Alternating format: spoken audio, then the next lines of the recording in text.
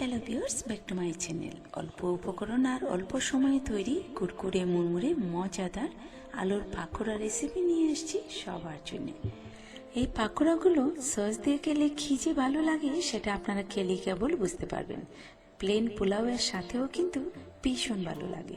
তাছাড়া গরম গরম ডাল ভাতের সাথে খেতেও কিন্তু দুর্দান্ত লাগে। রেসিপিটি আশা করছি আপনাদের সবার ভালো লাগবে। চলুন তাহলে দেখা যাক কিভাবে তৈরি করব।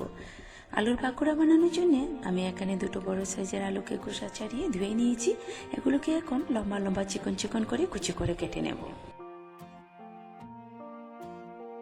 আলু দুটোকে লম্বা লম্বা চিকন চিকন করে কেটে জুলিয়েন করে কেটে একবার জল দিয়ে ধুয়ে কষটা ছাড়িয়ে নিয়েছি। এখন এর মাঝে দিয়ে নিচ্ছি 3 টেবিল চামচ পরিমাণ ময়দা।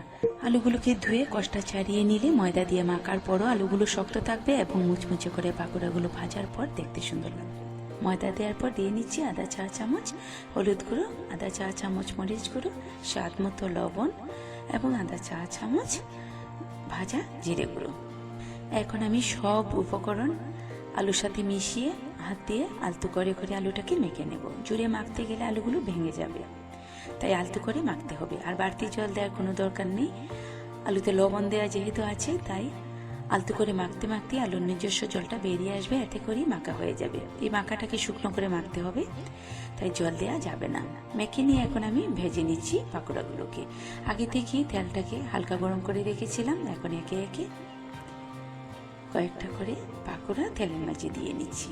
নিচের দিকটা একটু শক্ত হয়ে যাওয়ার পর উল্টে দিচ্ছি। ভাজার সময় আগুনটাকে একদমই বাড়ানো যাবে না, এতে করে শুধু আলু যে কাঁচা থাকবে তা কিন্তু নয়, ভেতরে ময়দাটাও কাঁচা থেকে যাবে, উপরে শুধু লাল হয়ে যাবে। তাই আগুনটাকে একদম লোতে রেখে ভাজতে হবে, এতে করে ভেতর থেকে মুচমুচে হবে। আমি আগুনটাকে লোতে রেখে কয়েকবার উল্টে পাল্টে একদম কুরকুরে মুড়মুড়ে করে ভেজে নিয়েছি। এখন এগুলোকে তেল থেকে তুলে নেব। বাকিগুলোকেও একইভাবে ভেজে নেব। দেখুন দেখতে কতটা লোভনীয় হয়েছে, দেখি মনে হচ্ছে না খেয়ে ফেলি। এরকম রেসিপি বাচ্চারা পেলে একদম পাগল হয়ে যাবে। তো ভিউয়ার্স, রেসিপিটি ভালো লাগলে ফ্রেন্ডদের সাথে শেয়ার করতে পারেন। আর যারা আমার চ্যানেলটিকে সাবস্ক্রাইব করেনি এখনো, তারা প্লিজ সাবস্ক্রাইব করে নেবেন। আজ তাহলে বিদায় নিচ্ছি, সবাই ভালো থাকবেন।